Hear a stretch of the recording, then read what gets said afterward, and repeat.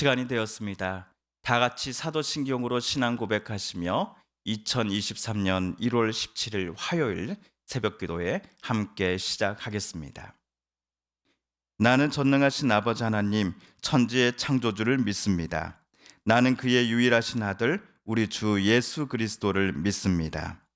그는 성령으로 잉태되어 동정녀 마리아에게서 나시고 본디오 빌라도에게 고난을 받아 십자가에 못 박혀 죽으시고 장사된 지 사흘 만에 죽은 자 가운데서 다시 살아나셨으며 하늘에 오르시어 전능하신 아버지 하나님 우편에 앉아 계시다가 거기로부터 살아있는 자와 죽은 자를 심판하러 오십니다.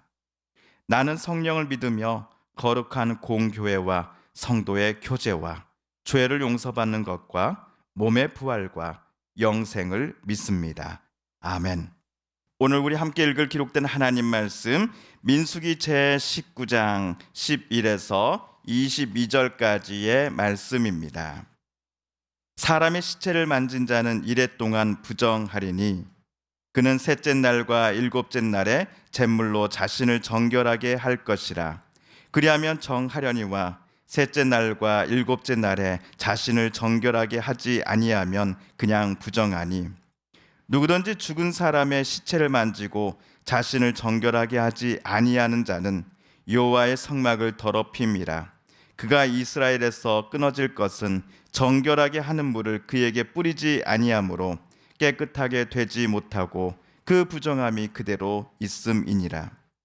장막에서 사람이 죽을 때의 법은 이러하니 누구든지 그 장막에 들어가는 자와 그 장막에 있는 자가 이레 동안 부정할 것이며 뚜껑을 열어놓고 덮지 아니한 그릇은 모두 부정하니라. 누구든지 들에서 칼에 죽은 자나 시체나 사람의 뼈나 무덤을 만졌으면 이레 동안 부정하리니 그 부정한 자를 위하여 죄를 깨끗하게 하려고 불사른 재를 가져다가 흐르는 물과 함께 그릇에 담고 정결한 자가 우슬초를 가져다가 그 물을 찍어 장막과 그 모든 기구와 거기 있는 사람들에게 뿌리고 또 뼈나 죽임을 당한 자나 시체나 무덤을 만진 자에게 뿌리되 그 정결한 자가 셋째 날과 일곱째 날에 그 부정한 자에게 뿌려서 일곱째 날에 그를 정결하게 할 것이며 그는 자기 옷을 빨고 물로 몸을 씻을 것이라. 저녁이면 정결하리라. 사람이 부정하고 또 자신을 정결하게 하지 아니하면 여호와의 성소를 더럽힘이니 그러므로 회중 가운데서 끊어질 것이니라. 그는 정결하게 하는 물로 뿌림을 받지 아니하였은즉 부정하니라. 이는 그들의 영구한 율례니라.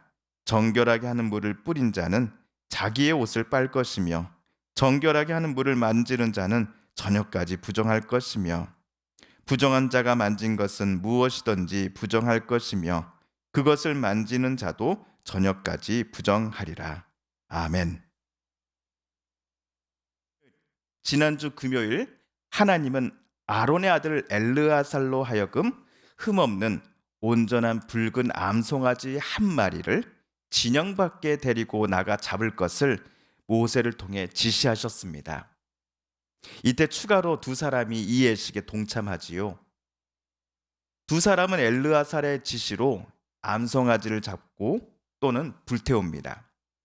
가죽, 고기, 피, 똥 등 이 송아지와 관련된 것이라면 어느 것 하나 남김없이 다 불태워야 합니다. 엘르아살은 송아지의 피를 자기 손가락에 찍고 그 피를 해막 방향을 향해 7번 뿌려야 합니다. 그런 다음 엘르아살은 송아지를 태우고 있는 불에다가 백향목, 우슬초, 홍색 털실 등을 넣고 함께 불태워야 합니다. 이 예식이 모두 끝나면 동참한 두 사람 중 한 사람이 암송아지의 재를 모두 담아다가 진영 바깥 정결한 곳에다가 가져다 놓아야 합니다. 그리고 세 사람은 자기의 옷을 빨고 물로 몸을 씻은 후 진영 안으로 들어오면 됩니다. 그런데 우리가 지난주 말씀을 읽으면서 두 가지 궁금한 점이 들었던 것은 첫째, 암송아지를 태워서 만든 재가 어디에 필요할까라는 질문이고, 두 번째 질문은 왜 이 재를 담은 것을 진영 안, 성막 안으로 가져오지 않고 왜 성막 바깥, 그것도 진영 바깥 지정한 곳에다가 두어야 했을까 하는 점입니다. 이런 우리의 질문들에 오늘 하나님께서는 모세를 통해 자세히 설명해 주시며 대답해 주십니다. 11절 말씀에 따르면 사람의 시체를 만진 사람은 7일 동안 부정하다라고 합니다. 부정하다는 선언을 제사장으로부터 받은 사람은 성막에 나와 제사를 드리는 것이 불허되는 것은 물론이요, 일상생활도 많은 면에서 제약을 받게 됩니다. 그 이유에 대해 13절에서 하나님은 모세에게 다음과 같이 설명해 주고 계십니다. 누구든지 죽음 곧 죽은 사람의 몸에 닿고도 스스로 정결하게 하지 않은 사람은 주의 성막을 더럽히는 사람이다. 그 사람은 반드시 이스라엘에서 끊어져야 한다. 정결하게 하는 물을 그 몸에 뿌리지 아니하여 자신의 부정을 씻지 못하였으므로 그의 부정이 여전히 그에게 남아 있기 때문이다. 사람의 죽음을 만진 사람은 부정해졌는데 그 사람이 특별한 정결의 예식을 행하지 않을 경우 그 사람은 7일이 지난다 할지라도 이에 관계없이 계속 부정한 상태로 남아있게 됩니다. 뭐 어때? 난 괜찮아. 이 정도 가지고서야 뭐 특별한 뭐 정결 예식까지 뭐 피를 치를 필요가 있겠어? 에이, 별 문제 없겠지. 라고 생각한 사람들은 정결의 예식을 필요로 하지 않을 것입니다. 그들은 하나님을 전혀 의식하지 않기 때문에 이런 생각을 할 것입니다. 그런데 부정한 사람이 만일 이러한 상태로 하나님께서 이스라엘 중에 함께 하신다라고 하는 것을 밝히 드러내는 장소, 즉 성막 안으로 들어올 경우 이 사람으로 인해 성막은 부정해집니다. 늘 거룩함을 유지해야 하는 성막이 부정한 사람으로 인해 부정해지고 마는 것입니다. 그래서 하나님께서는 이러한 일을 의도적으로 행한 부정한 사람을 이스라엘 백성 중에서 끊어져야 한다라고 엄히 경고하시고 말씀하셨던 것입니다. 반면 사람의 죽음을 만졌음으로 인해 자신이 부정해졌다라는 것을 솔직히 인정하고 하나님의 은총으로 다시 정결한 상태로 되돌아가기를 원하는 사람은 총 7일간의 부정한 기간 중 사흘째 되는 날 그리고 제1회째 되는 날에 자기의 몸을 정결하게 하는 예식을 치러야 합니다. 이 정결의 예식에 지난주 하나님께서 엘르아살에게 만들라고 하신 암송아지를 모두 태우고 생겨난 재, 이것이 사용되는 겁니다. 이 예식에 꼭 제사장이 주도할 필요는 없습니다. 부정해진 사람, 주변에 정한 사람은 암송아지를 태운 재를 그릇에 떠다가 거기에 생수를 붓습니다. 하나님은 이 물을 죄를 씻는 물로 인정해 주십니다. 정한 사람은 우슬초를 이 물에 담은 그릇에 듬뿍 담급니다. 그리고 우슬초로서 사람의 죽음에 자기 몸이 닿은 사람이 활동하고 만지고 이용했던 모든 곳에다가 그 정한 물을 뿌려줘야 합니다. 부정해진 사람이 접촉했던 가족, 이웃에게도 우슬초에 적셔진 이 정한 물을 뿌려줘야 합니다. 이런 정결 예식을 제3일째 그리고 제7째 되는 날에 행해야 합니다. 제7째 날에 정결 예식이 끝나고 저녁이 지나면 사람의 죽음을 만지고 부정해졌던 사람은 다시 정한 상태로 되돌아가게 될 것입니다. 특이한 점은 우슬초를 사용해 정한 물을 뿌린 이 정한 사람, 이 사람은 모든 예식이 끝났을 때에는 반드시 자기 옷을 깨끗이 빨아야 한다라고 하나님께서 말씀하셨다라는 점입니다.